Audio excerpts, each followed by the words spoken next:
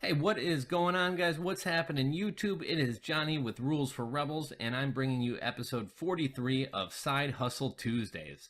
Today, I have an awesome side hustle story to share with you. Two things I really like about today's side hustle and today's story is it started in and is kind of centered around Charleston, South Carolina, one of my favorite cities. And secondly, that the side hustler in today's story launched a business in an industry he had no idea about, no experience in, but he figured it out. How else but by watching YouTube videos? So a quick commentary before we begin. So first off, if you don't know how to do something, search for it on YouTube and I'm sure you'll find it. Whether it's how to make a candle or how to unclog a bong or how to code a website, you can find a tutorial for literally anything on YouTube. There's no excuse and no reason to say I don't know how to do that. You can always figure it out from YouTube typically. It's a huge resource. On a totally separate note, if you know how to do something and want to share it with an instructional video or tutorial type video, there's a huge market for that as well. I wanted to talk quickly about Charleston, South Carolina as well. So today's side hustlers named his candle company Market and Meeting, which references a famous intersection in Charleston, South Carolina.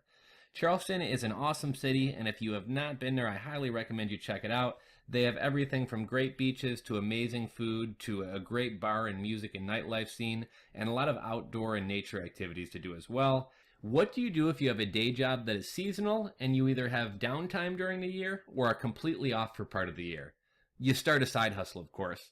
If you notice, a lot of the side hustle stories we've talked about involve teachers. They have several months off during the year, so why not start a side hustle to bring in some additional income? Another example some of you guys may be familiar with or remember is the creator of mash caps. Now, if you watch my YouTube channel regularly, you probably remember a while back we talked about mash caps. They're caps that go on children's glasses and allow them to kind of decorate and accessorize their eyeglasses, making it cooler to wear glasses. I talked about it in a previous video, and the woman who's the creator of Match Caps occasionally comments on my videos, and she's also a teacher, which is kind of not only what inspired the business and the idea, but also, you know, like we said, teachers tend to have some time off during the summer months to where they really have time to throw themselves into a business. So anyhow, point being, if you have a seasonal job, it can definitely make sense to start a side hustle, and that's just what today's side hustler did. So today's story is about a guy with a seasonal business who has a lot of downtime during the off season. He found a creative way to do something, and it also happens to bring him some extra money as well, which is always a bonus. So today's story is about Mark Caskins. Mark operates a commercial kitchen business down in Charleston, South Carolina. For anybody who doesn't know, Charleston is a huge wedding destination. They have such a beautiful downtown with cobblestone streets and cool statues and large oak trees. It makes a wonderful setting for weddings and wedding pictures. Though throughout the year, with the exception of the colder winter months of January and February, and the incredibly hot summer months of July and August, Charleston is a huge wedding destination. So Mark operates a propane kitchen equipment business where he rents kitchen equipment to caterers and chefs running outdoor weddings who need portable gas-powered kitchen equipment. What's kind of funny about this story is it actually started off as a side hustle for Mark.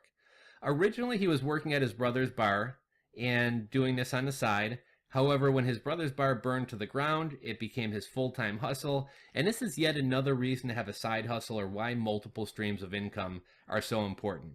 I'm often contacted by people who are freaking out that they need to make, XYZ amount of money in 30 days because they lost their job or whatever else, and it's hard to get something going quickly. However, if you already have something going, even just a small thing on the side, it can turn what would otherwise be a disastrous situation like losing a job into a potential opportunity because you have more time to throw into that and grow an already existing business, but one that could use some growth. So anyhow, his business was called Event Kitchens, and he ran it for a good portion of the year. However, outside of the wedding season, he was looking for something else to both keep him busy and bring in some extra money. The side hustle he initially started was buying wholesale candles and reselling them on Amazon, so essentially an Amazon FBA business. He never actually touched the candles or held any inventory.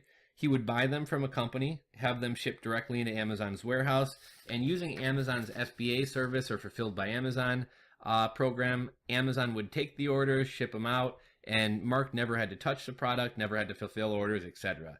So one day he realized that he may make more money actually manufacturing his own candles as opposed to buying them wholesale. One day he was traveling down in Austin, Texas, and stopped in at a high-end men's store, and he noticed that there were some 9-ounce candles selling for $85. Do people really spend that much on candles? Apparently they do. And kind of a funny story, I remember a couple years back, my sister gave me her Christmas list and wanted some Anthropologie candles. Now, it's been a few years, so I don't remember the actual cost, but I think it was somewhere between $40 and $60 for a candle. And being kind of frugal, or let's be honest, cheap, I had a hard time forcing myself to spend $50 on a candle for her, but I wound up doing it anyhow. Anyhow, point being, people will spend big money on candles. So anyhow, Mark developed Meeting and Market Candles, which again references a famous intersection in Charleston. Now, Mark knew next to nothing about candle making, so how did he do this? Well, of course, he went to YouTube. Now, Mark found some videos and watched some instructional and tutorial videos from a company called Candle Science, which is the largest seller of candle making supplies. He wound up running out to Michael's, bought some supplies, and started messing around. He used mason jars and all types of jars he had laying around his kitchen and his house, and really any other jars he could find. He gave away a lot of candles to friends and family during this experimentation phase, and he said he wound up giving out close to probably 200 candles. Now, during this period of trial and error, he learned that temperature played a big role in the finish of candles. So whether they would be shiny or smooth and textured, he played around with pouring the wax at various temperatures, and eventually settled on a temperature he liked, and that gave him the finish that he liked. His first set of candles were white, came in a clear jar, and had a white label on them. Mark felt the design felt very 1980s, and he wanted something more contemporary, so he began looking into getting different types of jars made and revising his label and his marketing. Mark wound up finding an amber cube that he really liked. By the way, if you're looking to get into candle making or looking to manufacture really anything from a lotion to vaporizer cartridges to really anything else, AliExpress and Alibaba are two places that you can find all different types of containers and glass jars and things like that if you are looking to get into something like this. Now, with his new jar, he partnered with a local graphic designer to create a new and more modern label, and shortly after that, sales began to take off.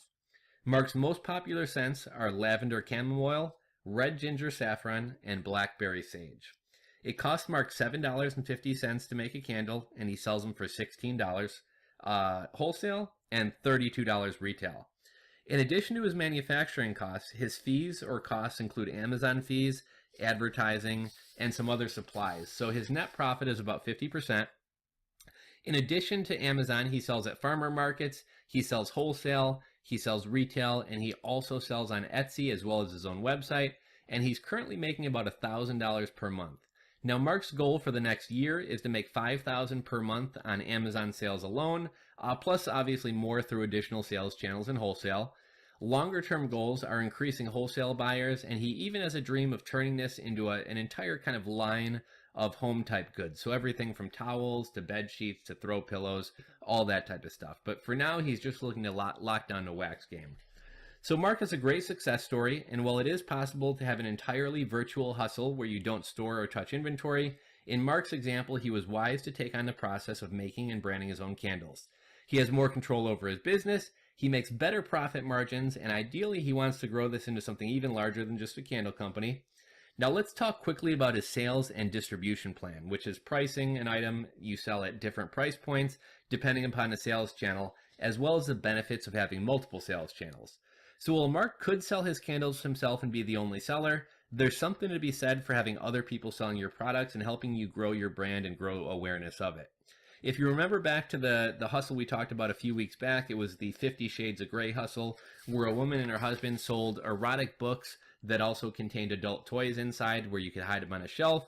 And if you'll remember, they wound up using distributors as they found that the adult industry was way too competitive SEO-wise, with larger stores like Adam and Eve dominating, Google search rankings, as well as other large brands. So instead of trying to beat them, they joined them and had those companies sell their brand for them, and those larger companies who already had a large customer base helped them grow the awareness of their product and grow their brand even more. So Mark had 3 price points. His candles cost $7.50 to make them, so we'll just round that up to $8 for nice round numbers. So his cost is $8. He sells wholesale for $16 and retail for $32. Now, he didn't just pull this pricing out of thin air. If you take 8 times 2, that gives you 16, and if you double that, that gives you 32. Mark has his retail pricing set at $32. This is what you'll pay at Amazon.com or a local store or his online shop. And because he works with distributors, he has wholesale pricing as well, and that's half of retail pricing, which is pretty common. This means Mark's wholesalers still have some room to make money.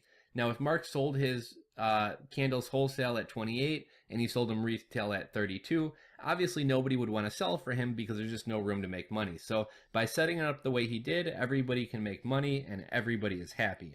Now again, Mark could do only retail, but he thinks he'll be more successful by offering wholesale as well. Again, he can have an army of people helping to promote his brand, sell his candles, and grow his business. Anyhow, guys, I hope you enjoyed today's side hustle. It's a great story and a great example of how if you have a good idea, you can do it, even if you're not that experienced in that industry or niche. And almost anything you want to learn can be found on YouTube. So until next time, guys, this is Johnny with Rules for Rebels and Side Hustle Tuesdays, signing off.